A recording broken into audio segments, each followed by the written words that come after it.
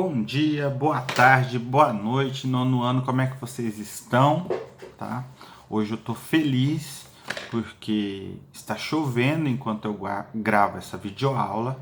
Eu espero que quando você estiver assistindo essa videoaula na quinta-feira ainda esteja chovendo, né? Afinal de contas, depois de muitos meses sem chuva, nós precisamos muito de chuva na nossa terra seca, né? Muito bem. Hoje eu vou falar para vocês sobre uma parte importante do governo Vargas. Na última aula eu terminei falando sobre o Estado Novo. Hoje eu vou falar sobre as páginas 132, 133, 134 e 135, tá, do seu livro. Pô, professor, mas você está correndo? Lógico que não, pelo contrário. Tá? Eu estou indo bastante devagar. Mas esses assuntos estão muito interrelacionados.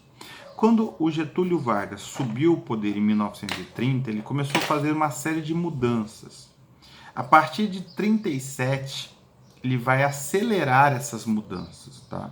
Então, ele vai estabelecer, durante esse período do Estado Novo, de 37 até 45, muitas coisas que eu vou te falar agora. Primeira coisa é que o Estado brasileiro, o governo federal brasileiro, ele entra como o custeador das reformas econômicas. O que quer dizer isso? O Estado entra como um grande investidor.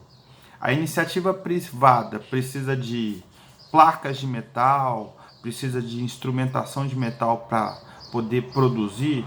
Quem vai custear isso tudo é o governo brasileiro. Então ele cria, por exemplo, o Conselho Nacional de Petróleo.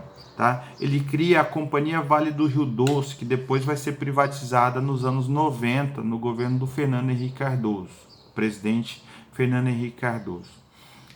Todas essas empresas altamente lucrativas, elas em última análise funcionavam para incentivar que os grandes empresários brasileiros ganhassem ainda mais dinheiro. Tá? E aí, com esse desenvolvimento econômico, tá, o Getúlio Vargas promove uma criação de emprego.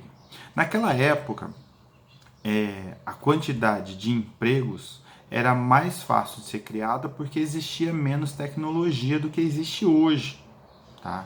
Então, um computador hoje em dia faz o trabalho de que muita gente faria nos anos 30 e 40.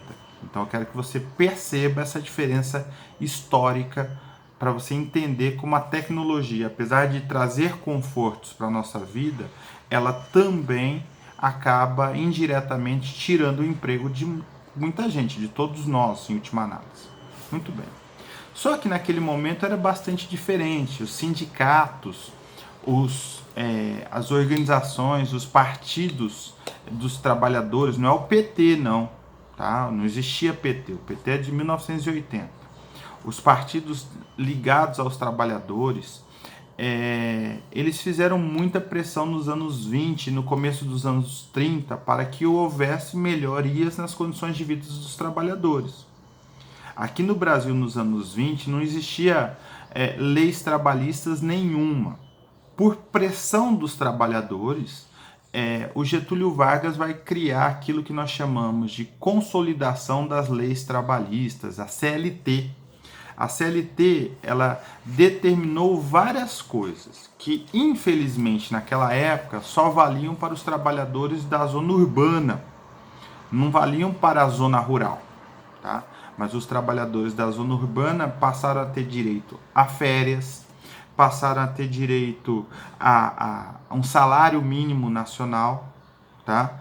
A uma jornada diária de 8 horas. Antes, o sujeito ia para uma fábrica, por exemplo, se o patrão dele dissesse que o dia trabalhado demorava 12 horas, ele não ia ganhar hora extra por causa disso. Tudo isso foi mudar com a consolidação das leis trabalhistas. Ah, o Getúlio Vargas fez isso porque ele era bonzinho? Claro que não, gente. Não tem presidente bonzinho, não tem governante bonzinho. Eles só fazem aquilo que eles são pressionados a fazer. Tá? Então, Getúlio Vargas acabou cedendo porque ele percebeu que se ele não fizesse uma melhoria na vida dos trabalhadores, o negócio aqui no Brasil ia acabar mal. Por outro lado, ele amarrou os sindicatos, então ele começou a perseguir todo mundo que tinha, como é que eu vou dizer, uma participação política mais ativa, tá? Ele começou a perseguir. Ele queria que todo mundo só ficasse lá beijando a mão do governo. Não podia reclamar de nada. Greves foram proibidas, tá? E aí, os instrumentos de luta dos trabalhadores, eles foram simplesmente proibidos naquele momento. Perseguiu também todo mundo que era contrário ao governo dele, mandando prender. Tem casos, inclusive, que pessoas sumiram, tá? Ou seja, mandou matar uma galera lá que era contrário ao governo do Vargas. O Getúlio Vargas, ele nunca foi conhecido como um governante bonzinho. Apesar de uma parcela da população lembrar dele com carinho, porque tem saudades daquela época, ele nunca foi um cara bonzinho. Bom, o que ele fazia que deixava todo mundo achando ele bonzinho? Ele criou o Departamento de Imprensa e Propaganda. Ele foi o primeiro governante no Brasil a se preocupar com isso, a criar uma imagem de si mesmo. Então, era comum naquele período, por exemplo, que em todas as salas de aulas das escolas, em cima da lousa, tivesse uma foto do Getúlio Vargas, e ninguém podia mexer, obviamente. Tá? Nos departamentos públicos, todas as salas dos departamentos públicos tinham uma foto do Getúlio Vargas, bonitão, lá sorrindo e tudo mais, tá? Muitas vezes ele aparece, como tem lá na página 135 do seu livro, em imagens, associando-se a crianças, cuidando das crianças, como se ele fosse uma pessoa que tivesse muito afeição pela juventude brasileira e tudo mais. Isso, logicamente, tem nome, se chama propaganda política, tá? Ao mesmo tempo, como o rádio vinha ganhando força no Brasil naquela época, na década de 30 e 40, aliás, é chamada de Era de Ouro do Rádio, né? O momento em que existe rádio, mas não existe televisão. Então, as pessoas ouviam mais rádio, apesar de ele ainda ser um bem muito caro para os padrões de época. Ele criou o que nós chamamos de Hora do Brasil. A Hora do Brasil hoje em dia é conhecido como Voz do Brasil. A Voz do Brasil, até hoje, ainda é um programa de rádio que normalmente é transmitido às 7 horas da noite e que conta o dia a dia do presidente da República, do governo federal, tá?